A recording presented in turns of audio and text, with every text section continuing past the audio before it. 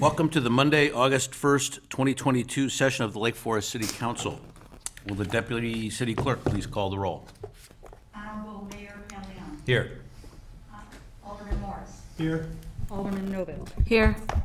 Alderman Rummel. Here. Alderman Notes. Here. Alderman Preschlack. Here. Alderman Gashgarian. Here. Alderman Bushman. Here. Alderman Weber is absent. Mr. Mayor, you have a quorum. Thank you, Joyce. Please join me for the Pledge of Allegiance. I pledge allegiance to the flag of the United States of America and to the republic for which it stands, one nation, under God, indivisible, with liberty and justice for all.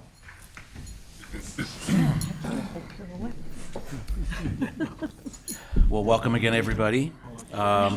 First item on our agenda is comments by the mayor. And first, I'd like to just remind everybody that tomorrow night the carnival starts and Wednesday is the parade, and hopefully the rain won't get in the way of the festivities on Wednesday night. But please join us, and I'm looking forward to marching in the parade with all of my esteemed colleagues here. So it should be a great day. Next, I am pleased to swear in my colleague, Alderman Ted Notes from the 2nd Ward. So the city clerk will administer the oath of office.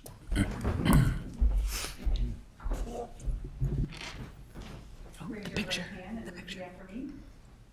I, state your name, having been elected to the office of Alderman Having been elected to the office of the city of Lake Forest of the city of Lake Forest, in the county of Lake county, and state of Illinois, state of Illinois, do solemnly swear do solemnly swear that I will support the Constitution of the United States that I will support the Constitution of the United States and the Constitution of the state of Illinois, and the Constitution of the state of Illinois, and that I will discharge the duties of said office and that I will discharge the duties of said office according to the best of my ability. according to the best of my abilities.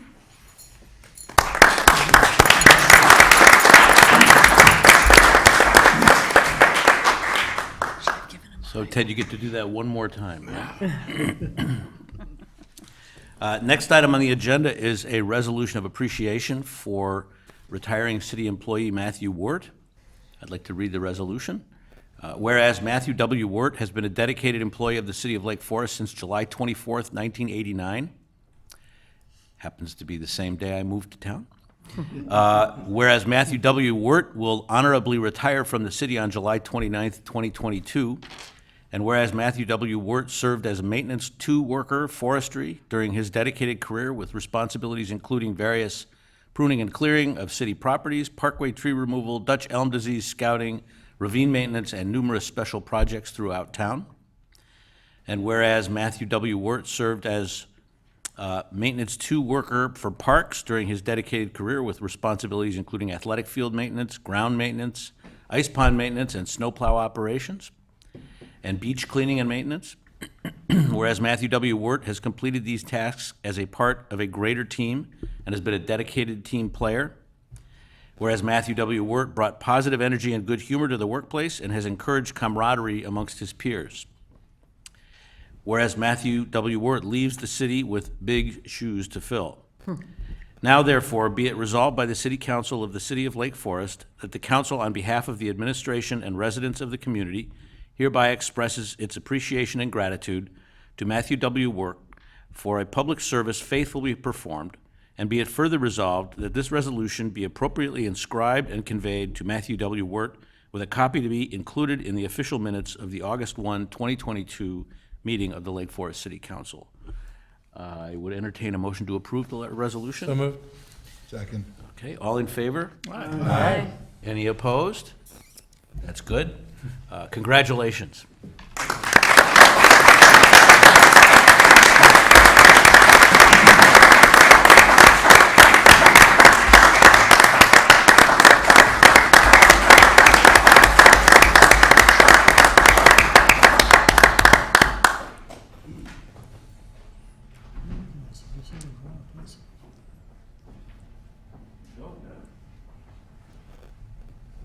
All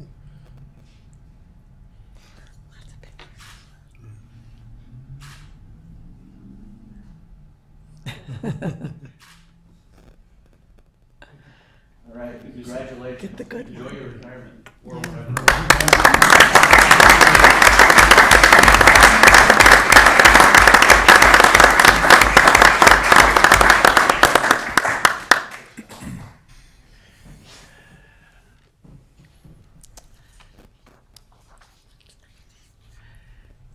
Next, we have a resolution of appreciation for the Lake Forest Shop, celebrating its 100th anniversary as a operating business in Lake Forest this year. Whereas the Lake Forest Shop has been a valued part of the Lake Forest community, and in particular a treasured part of Market Square, in the very same spot where it exists today for 100 years, and whereas the Lake Forest Shop was founded by Margaret Baxter Foster in 1922, a civic leader in her own right, and later operated by her daughter Adair Foster, beginning in 1949. And whereas in the 1980s, Ellen Sterling, granddaughter of Margaret and daughter of Adair, and lifelong resident of Lake Forest, stepped up to take on responsibility for the Lake Forest Shop, assuming the presidency in 1987 at a time when the business needed reimagining, refreshing, and reinvigorating. And whereas within 4 years, the Lake Forest Shop was indeed reinvigorated as a result of the enthusiasm, diligence, and vision of Ellen Sterling. And whereas through the decades, the Lake Forest Shop has continued to uphold the tradition of exceptional and personal customer service and high-quality merchandise while remaining relevant to the desires of shoppers through the decades. And whereas the Lake Forest Shop is a true community partner, annually offering a Shop Your Cause event in support of local not-for-profits, and supporting local institutions year-round.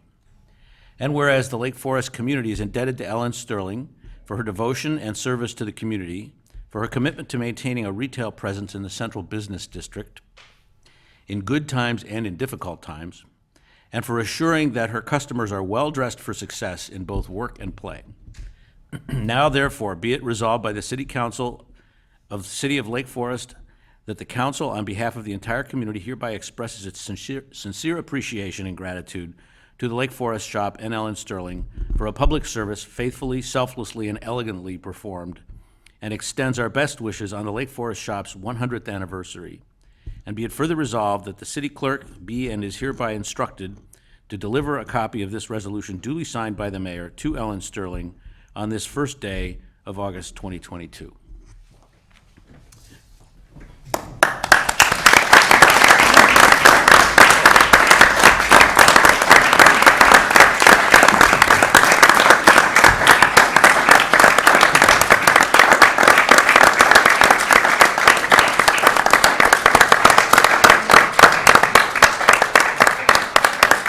I forgot something very important. We need a vote to approve the resolution.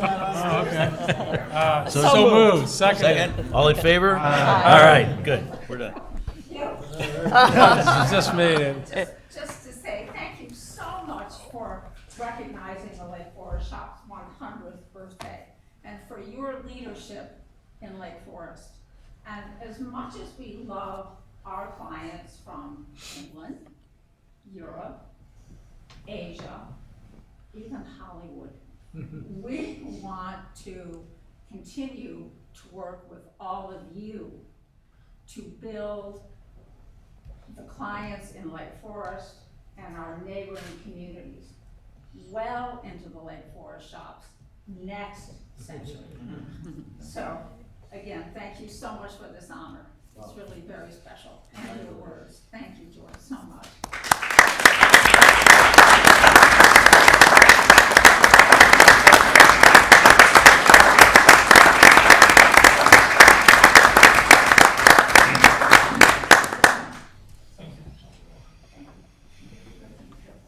Thanks for everything else, too. Thank you. Not just this. Not worried. Lots of other stuff. Yeah. We'll keep working.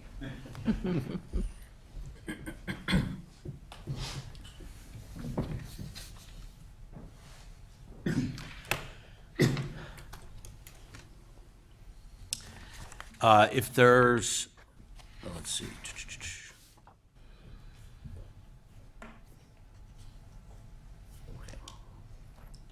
we not have?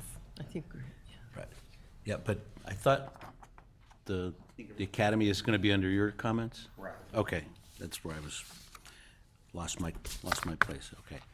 The next item on our agenda is approval of reimbursement to the Friends of Lake Forest Parks and Recreation Foundation in an amount not to exceed $240,000 associated with the cancellation of the July 4th, 2022 festival and fireworks, and an additional contribution of $60,000 to support future 2022 community events. This is something we discussed at our last meeting. I'm not sure if any of the council members have any additional comments they'd like to make about it. I will offer an opportunity for public comment on this matter before we approve it.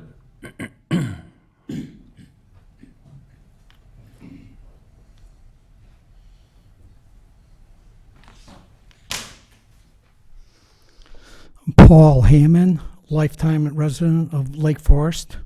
We had this discussion 20 years ago. It rained 2 years in a row on July 4th, the concert date. There were losses 20 years ago for those two events. As the promoter indicated, about 50% of the sales are made on the day of the event. If it rains, then there is normally a loss. The city council 20 years ago questioned, why are we in the music business? There's a big difference between spending $1,000 for a band in Market Square and spending $300,000. The music business is out of the scope of our core competence. Once a year does not make us experts at putting on expensive music events. The city might be a catalyst for these events, but not a subsidy for losses. We are not Ravinia. There are costs associated with gambling in the music business. Food purchase cannot last the whole year, where at Ravinia, they just use the food for the next concert. The city used 85 employees with a cost of about $40,000 in expenses. So yes, we already subsidized this event because we did not charge them for the city services incurred this year. If the city wants to go door to door and ask each resident for $40 for a concert that never occurred, then be my guest. Just because I like a different music genre, why am I subsidizing music I don't like?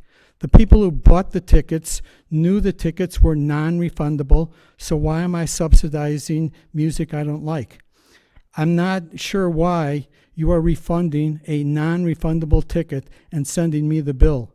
The city is responsible for water, garbage pickup, police, pensions, fire protection, etc., and not to be music producers or restaurateurs with food trucks. The city council has $44 million in unfunded pension liabilities or unpaid bills. So the city, over the past 20 years, has said yes to many of these money-losing gambles. These sweetheart deals stick the residents with the bill when there was no contract. Thank you. Are there any other members of the public that would like to speak about this matter? Okay, seeing none, I would return it to the council for any further discussion or a motion.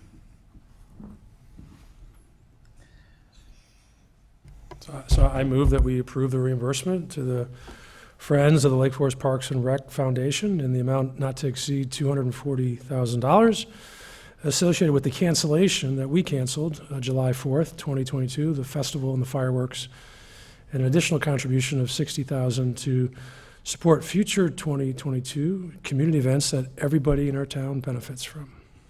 I'll second it. Roll call vote, please. Alderman Morris. Aye. Alderman Novit. aye. Alderman Rummel. Aye. Alderman Notes. Aye. Alderman Preschlack. Aye. Alderman Gashgarian. Aye. Alderman Bushman. Aye. 7 yeas, 0 nays, motion carries. Thank you. That concludes my contributions to the agenda tonight. I look forward to seeing everybody at the parade and the beer tent, or the beer cage, as the case may be, and on beer Tuesday and garden. Wednesday. The beer garden, Beer okay, garden. right. It's very nice. It's a garden. Sorry. Anyway, next item is comments by the city manager. Thank you very much, Mayor and members of City Council. Good evening. For tonight's Community Spotlight, I am pleased to welcome several representatives from Lake Forest Academy. And it's been a long time, I think, since we've had them here before the council for a Community Spotlight. And we actually thought of this when we were out just a couple of months ago, staff and a few others, both touring the campus, which I hadn't had the pleasure to do because of COVID in some time, and also engaging in a conversation about how we can foster more collaboration between the academy and the city. And I thought it was a really opportune time to bring them here before the council tonight, because there's a lot of exciting things happening with the academy, including some change in leadership. And so with that, I'm pleased to invite the Board of Trustees Chair, John Marlotte, up, and he, I believe in turn, will introduce Chris Tennyson, who's a long familiar face with the academy, but who was recently promoted to the head of school. So, gentlemen, happy to turn it over to you. I have to say it's an honor to be here to tell the Academy story. Would you mind moving the microphone closer to where you're speaking? Yes, I so just that was. it Is can that be heard better? on TV? Mayor, is that better? It's mostly for the people on Okay. TV, but No, I was just saying it's an honor to be here today to talk about the Academy. It's near and dear to my heart. It's been a long time since we had an opportunity to talk with the city about what we've been doing, so it's great to be here.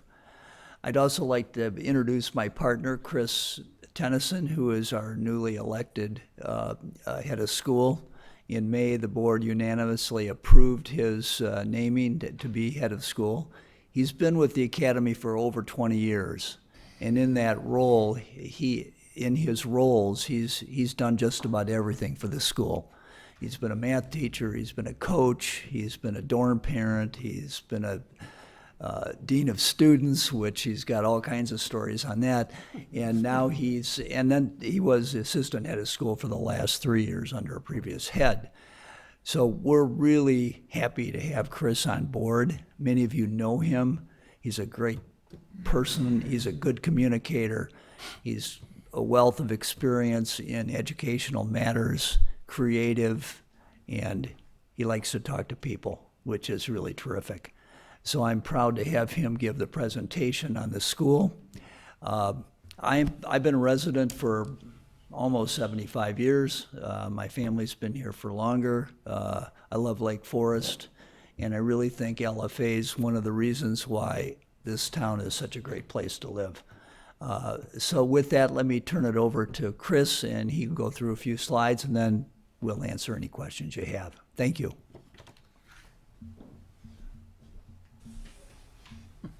I think if I'm following directions correctly, I'm going to advance the slide here.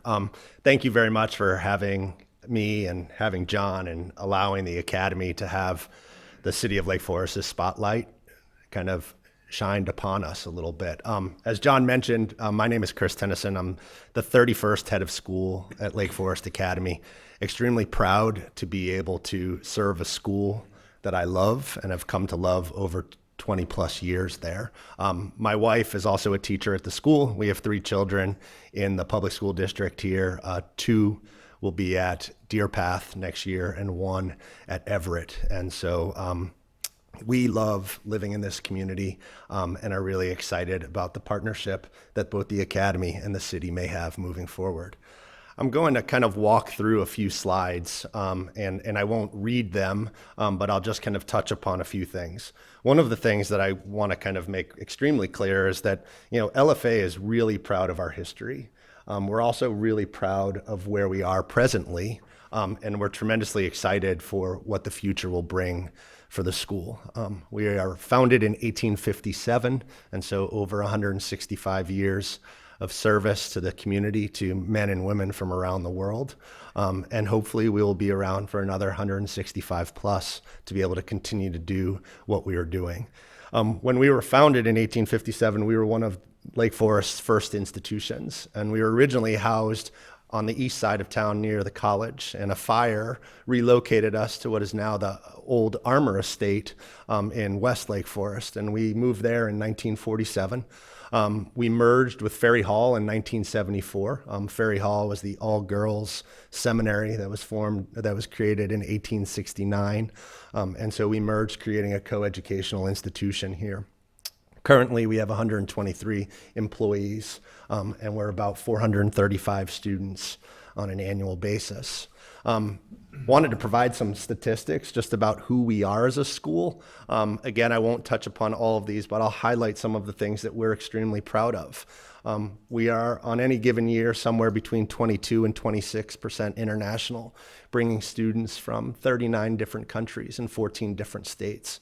And so when we talk about wanting to create global citizens, we believe by bringing students from all around the world, having them live on campus in a 50-50 boarding day model, that we can do just that. There is tremendous power in bringing young adults together and allowing them to talk about their experiences and their shared values. You'll also notice that we've got the ability to have a pretty small and intimate community, about a 1-to-6 student-to-teacher ratio. Our average class size hovers right around 12, and so we can really offer our students an individualized experience. We have 77 high school students that hail from the Lake Bluff and Lake Forest area. And you combine that with others from around the state of Illinois and then the country and the world, and we've got a really great mosaic that we build. You'll notice there's a statistic up there that says about 63, so I'd say 2/3 of our faculty live on campus. That provides affordable housing units in the city of Lake Forest. Many of those apartments are attached to our dormitories, our standalone units, and it's allowed our school to grow over the years. And so we're grateful for the city's partnership with us in terms of being able to allow us to build and put up some really great buildings on campus. And I'll talk a little bit more about that in a little bit. One of the bullet points that's not on there that I did want to highlight though too, which I think is really important, is that when we're bringing students together from all around the world and the state and the country, one of the things that we are really proud of is about 1/3 of our families receive some form of tuition discount. And that total is about $6 million a year in aid to our families, so that the education can be one that people can access. And that's something that we as a school really want to get the word out about, so that it's not something that's seen as being an exclusive school. Many boarding schools in this country were founded as exclusive schools, and we want to be known as an inclusive one that welcomes all students, all families from everywhere and all walks of life. The next slide, which is way too small for anyone to read, but it's just our college matriculation list, and people can zoom in on their screens or take a picture of it. But one of the things that's, I think, really interesting here is we are the beneficiaries of having some wonderful, wonderful students, and as a result, we're able to put together a fantastic college prep experience and a global education, as I've mentioned, and that's allowed us to find what I consider to be truly great fits for our students. We graduated 127 students last year, and they went to the widest range of colleges that you can think of. We had 6 international colleges and universities represented, ranging from the University of St. Andrews to the University of Toronto to NYU Shanghai. We had a range from small liberal arts colleges to large state schools and research-based universities. We had Ivy League placements. We had West Point. And so all of those things and everything in between, what we're able to do is find what we consider to be not the sticker of the college or university, but instead the right fit, where our students are going to continue to be able to thrive and be agents of change. And how do we do that? Well, one of the things that we really do, which is a true kind of what I consider to be real benefit to our families, is we have 4 college counselors that live on campus. They coach, they do dorm duty. They are actively involved in our students' lives. They meet with them individually beginning their junior year and begin to have conversations about what their interests are. What kind of campus might they like? They Zoom with our families from across the world. They meet with families in the morning or in the evenings or on weekends. And being able to offer that allows us to ensure that what we're ultimately doing is trying to support our students the best they possibly can. And it helps build really great lists that then allow our students to continue to succeed, hopefully find communities that are going to welcome them and allow them to continue to go out and be agents of change in our world. And then the last slide is just kind of LFA looking forward. And 3 things I wanted to touch upon were LFA's mission, what I consider to be LFA's uniqueness, and then LFA's community partnerships. LFA's mission, if you walked around our campus 20 years ago and if you walked around our campus today, you would see a campus that's fully transformed itself. New buildings, wonderful facilities, improved technology, similar to what I have seen in so many of the schools in our great city. Something that's really fantastic, though, and what's resonated with me and what's kept me at our school is the fact that the mission has remained the same. And those core values and wanting to strive to embody in our practices and cultivate in our young adults this notion of excellence and character and scholarship and citizenship and responsibility. It's those things that resonated with me personally and resonate with our faculty and staff, and I think resonate with our families that come to school. And it's hopefully things that we are living and leading by on a daily basis. LFA's uniqueness, I think, the city of Lake Forest has so many great institutions, and I'll talk about that with the partnerships, but something that sets us apart is, the idea of our size. We're 435 students, and so we can offer a more individualized experience. We have a global presence.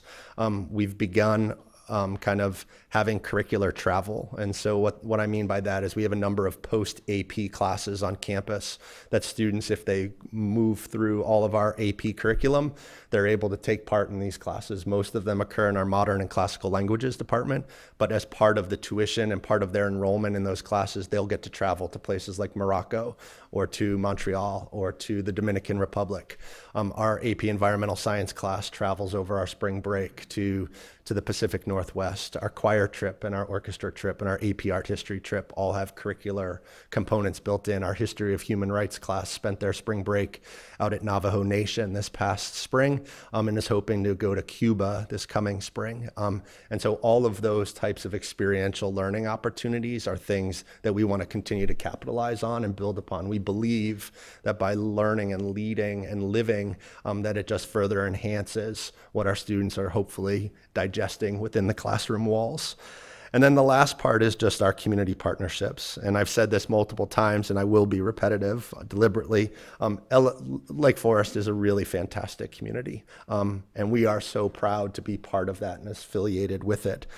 There are so many great institutions, and our ability to partner with them in order to be able to serve our students as young as pre-K and as old as seniors in high school is really important. And John mentioned this earlier. I think all of the educational institutions that are here, that reside within the city of Lake Forest and Lake Bluff, allow us to offer our families some really great options. And it's why our students go on to be so successful in life. One of the other things that's worth kind of talking about, though, is the value we place on being good community partners. Earlier, Jason mentioned kind of having some people over for lunch in our dining hall. And if you ever want a chance to have some dining hall food and have a throwback, it's a beautiful new building, but to go through those lines will bring you back to your youth in every way.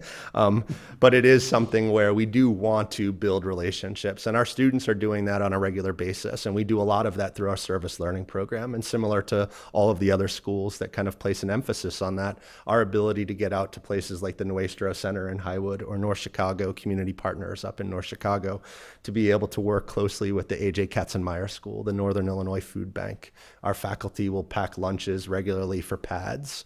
All of those types of things really kind of not only convey who we want to be as a school, but also what we want our adults to model so that our students see us doing that so that they'll actively take part in it. And it's that type of civic leadership that we look to try to consistently build within our students. And then the last thing that I would just add, going back to the uniqueness, and then I'll open it up for any questions, is, I think a lot of the individualized experience that we can offer our students kind of for a small school kind of ends up coming around and really kind of materializing in fascinating ways. Earlier this summer, I had an opportunity to have a young alumni happy hour down in Chicago. And at that time, I was able to kind of say that, 19 members of our senior class, so that's about 15% of our senior class, were named National Merit semifinalists. Over 10% of our graduating seniors are going to play college sports next year. And so those types of opportunities to participate in the life of the school allow them to develop and kind of grow as people, and then pursue their passions at the next level. And that's all we can ask for any educational institution. And so on behalf of the Academy, I just wanted to say thank you for allowing us to talk here, and would be happy to answer any and all questions that you may have. Questions from the council? I don't have a question, but John would like me. I just want to say how impressive the school has become over all these years. I can remember we've been here a long time, and it's gotten better and better and better. And it's such an institution, and the community is so lucky to have the institution there and serving those students and the faculty. It's really terrific. So thank you very much. Well, thank you. Hey, Chris, so thanks for lunch in the cafeteria. That was fun, and it was a little bit of a throwback.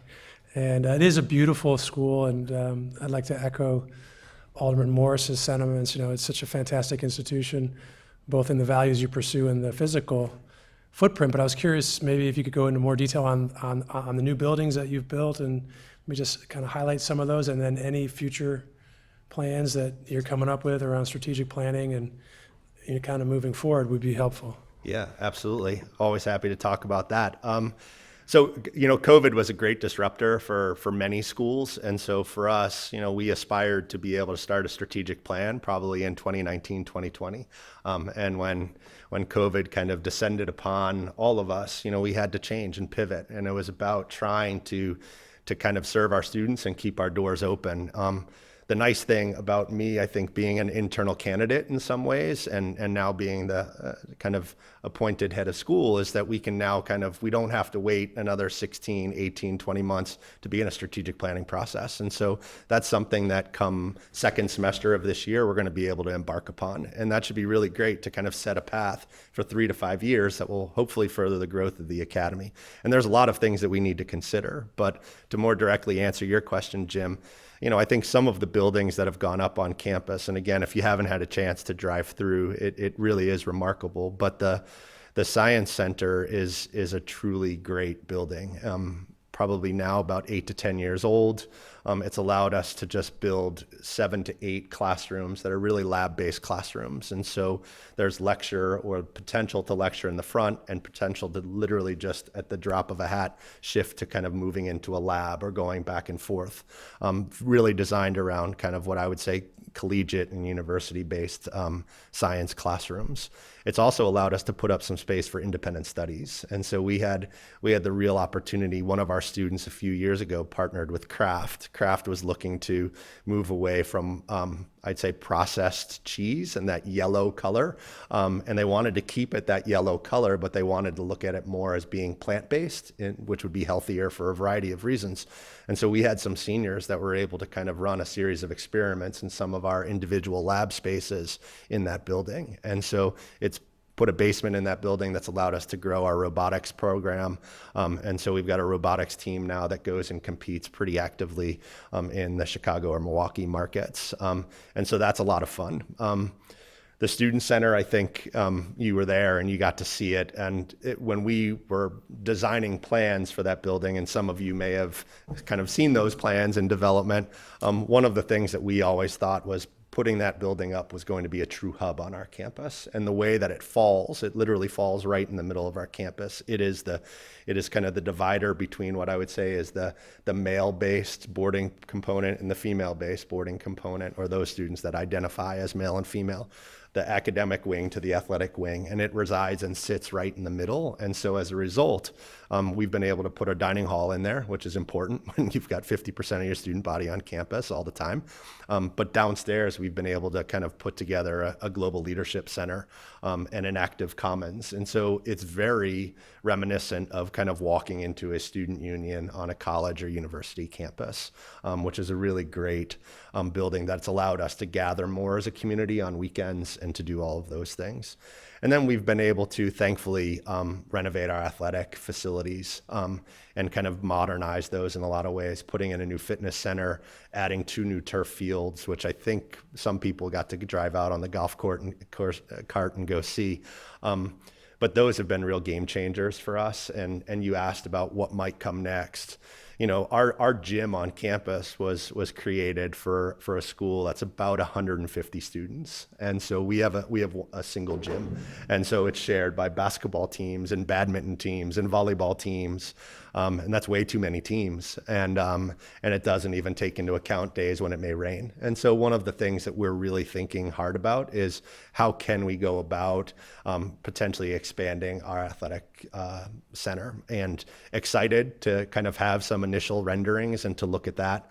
And with the hope that, similar to the way that the high school has benefited from their kind of additional space and some of the other public schools in this area, that we would just be able to best serve our students on campus, provide them with more regular schedules. And we think it would be a real add-on to be able to host community basketball tournaments and all of these indoor field hockey, and to do all of these things.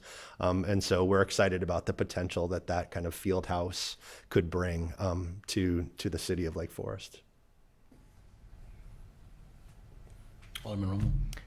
Well, I want to echo the fact that we are blessed in this community to have a quality private school option for our residents, as well as I know that you draw from a much broader demographic, but thank you for that. I think it's important, and it's one of the things that makes our community as special as it is. So thank you for that. I had a couple of questions, though, that I was just, as you're talking, came up. So of your applications, what percentage are granted admission? Do you know? Oof, that's a great question. I want to say that our acceptance rate is right around, I think it hovers typically around 35%. And so that will vary on any given year. You know, the reality of it is that, you know, we have not been able to necessarily travel as much as we wanted to go out and kind of recruit students, or at least, and I shouldn't say recruit students, because I don't want people to make it seem as if we're going out and trying to recruit everyone to come here, but it's mostly just trying to make sure that we can kind of share our brand, and to make sure that they know about us as an option, and to make sure that they know about the city of Lake Forest. And so wanting to get out and to do that, and to attend some fairs and to do those things, both domestically and internationally. You know, our international applications have kind of come down a little bit as a result of, obviously, in a world of COVID, not being able to get there as much as possible. And so, you know, in our most competitive years, you're probably looking at an acceptance rate down near 30%. And then in another year, you might look somewhere between 40 or low 40s in terms of those types of things. And that's based on, there's an exam that's administered. Actually, there isn't really. So students will take what is called the SSAT, and it is a standardized test in a lot of ways. But what will happen is really the majority of kind of the admissions process is based off of teacher recommendations from their previous school grades. And so it's similar to their interview on campus or on Zoom, depending on if they can get to campus or not.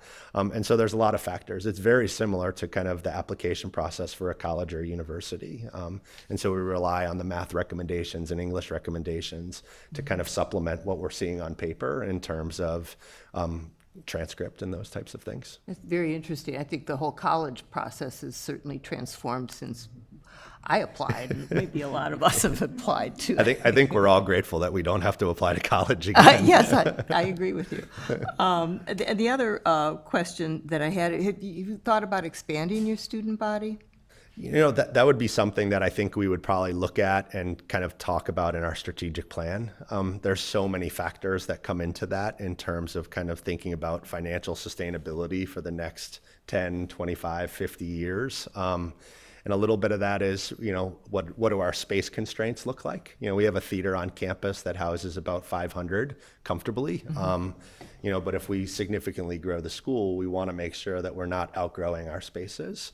And so we've done some work at the board level and the administrative level to begin to look at, hey, what are all of the levers that kind of go into being able to kind of run an independent school? And average class size and tuition discounting and size of the school and space and all of those things. Those are all just a short list of factors that kind of really need to be vetted. And the strategic planning process, at least the way that it's historically done at the academy, is one that tends to be pretty inclusive with members of different constituent groups. And so being able to gather that feedback will probably best allow us to kind of move forward. We do think we will open this year at 440 students, which would be our largest opening day enrollment that we've ever had. And a little bit of that is just because we've seen some really great kind of demand and interest. I think as we've come out of COVID, based off of some of the many really good things that I think we've done, combined with, I think, families looking to say, hey, what a great opportunity to be able to, be part of a global community without having to go away, which is kind of nice. Yeah, I know you just got a very high ranking among private schools in the Chicago area too, so congratulations. Well, thank on that. you. Yeah. And of the students that come from Lake Forest schools, what percentage are from public versus private or parochial or private Catholic or private religious? Yeah, that's a great point. So I'm going to try to use simple numbers here just because it will help me. I think this coming year, I think we've got 17 or 18 students that will come from Lake Forest Country Day School. And so that's a big year for us too. That's another thing that's been a really nice thing. And so the remainder of those, we'll have a handful or maybe two handfuls of St. Mary's students come. And then really the remainder come from Deer Path, Lake Bluff, and other local public schools. And so my eldest son is going to be an 8th grader, and so he'll be one of the Deer Path students coming to, hopefully if he gets in, to the academy, for his 9th grade year. But it is a nice kind of mix of students that come our way on any given year, and so that's a good thing. Well, thank you for answering my questions. I'm just very curious. I love the academy, and I remember Ferry Hall when it was east, Yeah. in the old buildings, in fact. So, yeah, great. Thank you. Absolutely. I appreciate your questions. And I would just add one thing as we think about partnerships and just also like the private schools. Just this morning, I had the privilege of being able to meet with the new head of school at Woodlands Academy and the new head of school at the Country Day School and the new president at the college. And so we were able to sit in our office and just kind of say hello for the first time in person and just kind of be able to recognize that, hey, we're 4 new leaders of 4 really great institutions within the city. And so that was a really exciting thing. And each of those schools have so much to offer in addition to all the great public schools and parochial schools that we have here within city limits. Yeah, thank you. Thank you. Thank you. Any other questions for John? Well, I'll just echo the comments here. In the 33 years we've lived here in town, the academy has absolutely thrived, and it is without a doubt in a much bigger, more high-profile place than it was, all those years ago. So, thanks to you and to your predecessors for building that legacy and turning it into I think the thing that Melanie was referring to was like the top private school in the Chicago metropolitan area, maybe even a broader area than that. And congratulations on that. And we look forward to working with you well into the future. As do we. So thank you very much, Mayor. And you've thank been you, here everybody. since before Lake Forest existed, I know. It's an amazing story. I didn't want to say that necessarily, but it is something that we take pride in. It is There was something no that city of Lake Forest. Right. Our charter first, then the city shortly thereafter. So, but thank you again. Really appreciate the time this evening. So appreciate it. Thank you. Thank you, John, and congratulations again, Chris. We look forward to watching the Academy's continued success under your leadership. So thank you guys for coming tonight. And Mayor, that concludes my report. Thank you. Next item on the agenda is an opportunity for citizens to address the city council on non-agenda items. We have one person I know that's filled out a form. Is there anybody, I guess I'll call Marta first, and then if there's anybody else. I would like to point out, for anyone who is here to address the city council about the flooding caused by the July 22 and 23 storms, please understand that we are listening tonight and will not be responding to questions at this time. I will have some information once public comment is completed. All right, thank you. So I'm from 1351 Northwestern, exactly the issue about the flooding July 23rd in the morning. So the letter said that, for sewer improvement project in our neighborhood, the installations and everything. So we hoped for the best. The worst happened to us on July 23rd. So we lost cars again. This was the third flood since 2017. So the first flood was July 2017. We lost vehicles. Second flood was October 2017. We didn't lose the vehicles. We were this close because somebody came and opened these drainages and water just started coming down. And this time, July 23rd, it was absolutely worse. It was double amount of everything right after when they start installing the pipes. And for some reason, on those pipes, there were coffee filter-looking things on where it would not allow water to go down. So we lost our properties again. And my question is, if you could answer, so how we go about to addressing that issue and possibly that people can get some kind of compensation. Thank you.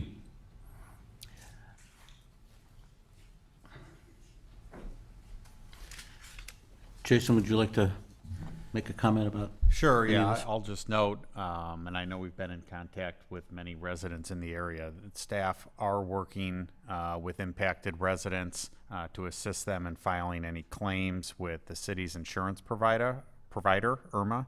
I know we've also been working with county and state officials to see if any disaster relief funding may be made available.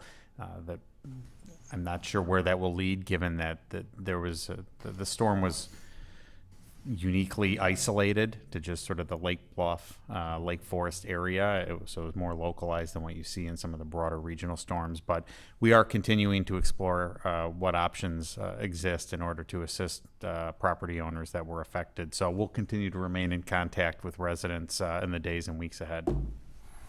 So I'd like to add a bit to that. And I just wanted to share that, during the overnight hours of Friday, July 22nd and into Saturday, the 23rd, thunderstorms in this area, including several nearby counties, including Lake County in northern Illinois, led to significant flash flooding across parts of Lake County, including Lake Forest. During a 4-hour period on the morning of Saturday, July 23rd, between 4.2 and 5.4 inches of rain fell in Lake Forest. Unfortunately, the vast majority of municipal storm sewer systems throughout Illinois are not designed with the capacity to handle such extreme rainfall events. In light of climatological data indicating that these previously rare severe storm events are becoming more common, the City of Lake Forest is investing in stormwater infrastructure improvements to improve the capacity of its systems in an effort to address more severe storm events as they occur in the future. Over the last 5 years, including fiscal year 2023, over $22.8 million has been invested in Lake Forest stormwater capital projects, with $2.3 million more planned for next year. That's 2024. The City of Lake Forest sympathizes with our residents who were affected by this flood event, and both our city manager and I had material damage to our homes from this storm. The city's been in contact, as Jason mentioned, with state legislators to seek their support and encouraging the governor to make an official disaster declaration to pave the way for state or federal relief funding. Unfortunately, that's unlikely because of the locally isolated nature of the storms. The city has also reported this event to its coverage provider, Intergovernmental Risk Management Agency, IRMA, which will be conducting an investigation into the circumstances of this severe storm and the resulting flooding. The city encourages all residents impacted by flooding events to report these matters to their own insurers, and the city has also been assisting affected residents in seeking relief through Irma, as Jason mentioned. And all of us need to take, reasonable measures in a timely manner to avoid any further damage to our property. And we'll communicate further once the results of the Irma investigation are complete. So thank you, and I'm sorry. And we all suffered. It was a community-wide event.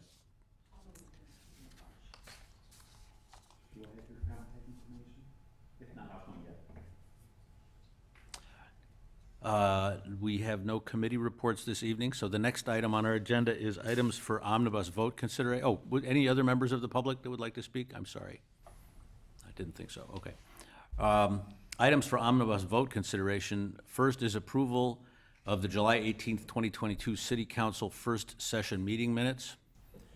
Second is approval of the July 18th City Council second session meeting minutes.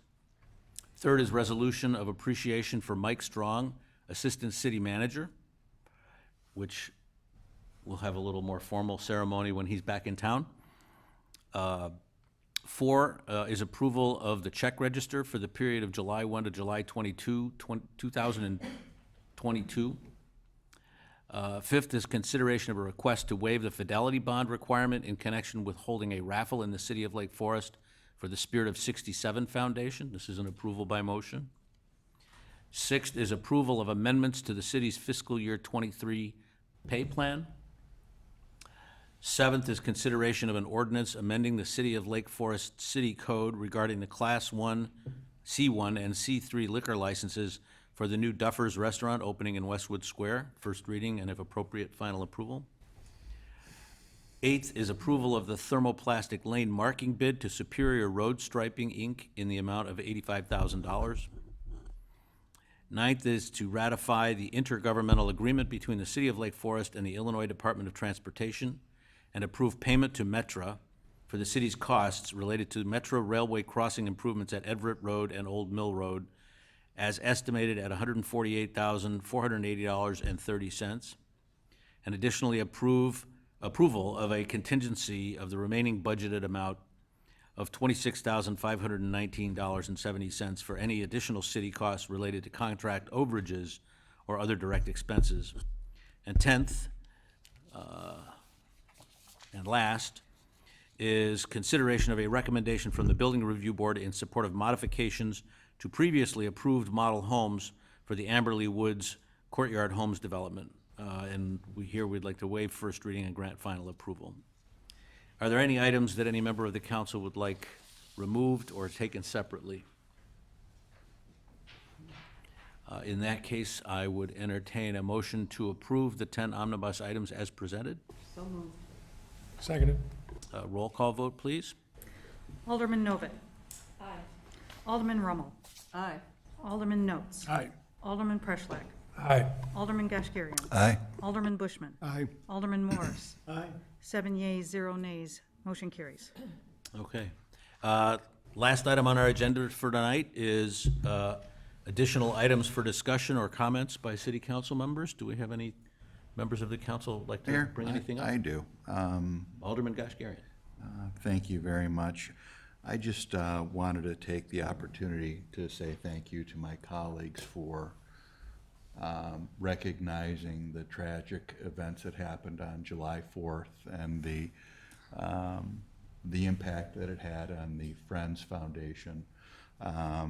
These tragedies they're really unspeakable, and they have a ripple effect throughout many communities, and this was just one of them. And something as wonderful as a 4th of July celebration that we all tend to come together, and we're thankful and proud that we're Americans, and it's an opportunity to celebrate. And regrettably, that horror that happened south of us impacted that particular event through no fault of the Friends Foundation. So thank you for your consideration in doing it. And although some might not be aware of it, I think that the Friends Foundation has done incredible work for the city. The ones that come to mind most recently is the Friends Foundation funded the rescue boat that we have now out on Lake Michigan that's managed and supervised by the Lake Forest Fire Department, and it's an integral part of our life safety. That is what the Friends does do. The Friends Foundation has supplied 45 electric golf carts to the city at Deer Path Golf Course. The Friends Foundation was an active supporter for the new lawn project that they had funded money to completion of that project. It's a rather long list, and I don't want to bore you, but sometimes I think these things need to be stated, so some people who might not be aware of them will take note of the good work that so many of our philanthropic organizations in the city do. You consider the sailing boats that we fund to the sailing program. When I consider the tangible assets like the Stephen J. Malin Memorial Field out at Everett Park, it's really a rather long list. The Comfort Station out on the Deer Path Golf Course, the Friends Foundation funded that entire project. And indeed, the field house out at out at Town Line Park, where we have our new splash pad.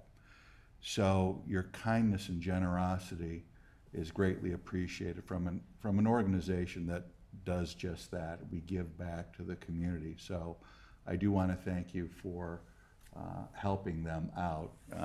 I haven't even gotten through the list, but I do want to acknowledge that and express heartfelt appreciation for your consideration. So thank you. Thank you. Any other comments or points to bring up? Okay, well then I would entertain a motion to adjourn for tonight. So moved. Seconded. All in favor? Aye. Any opposed? Hearing none, the meeting is adjourned. Thank you all and have a wonderful Lake Forest Day. See you there.